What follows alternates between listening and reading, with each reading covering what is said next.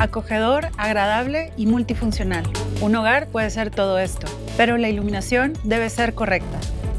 Sin luz no existe espacio ni arquitectura, y mi forma de transformar un espacio en un verdadero hogar es la iluminación.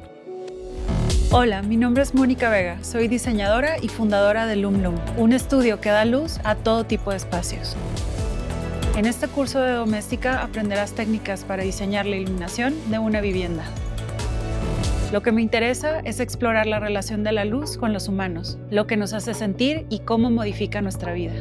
Mientras que una iluminación suave nos puede ayudar a descansar o socializar de una manera más íntima, la luz directa nos asiste en tareas de precisión como leer, dibujar y cocinar.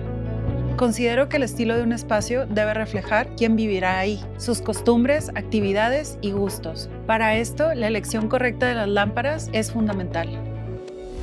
En nuestro proyecto final trabajaremos en la iluminación de diversas áreas de un departamento, iniciando con el corazón de la casa, la cocina. Después pasaremos a la sala de estar y al comedor, que son los lugares más versátiles de la vivienda. Luego iremos a la habitación y terminaremos con el área más íntima, el sanitario.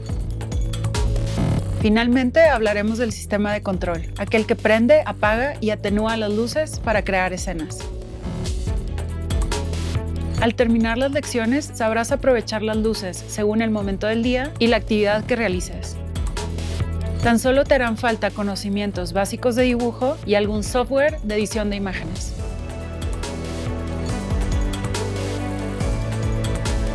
Transforma tus espacios en lugares funcionales y cómodos, usando la luz para vivir mejor en ellos.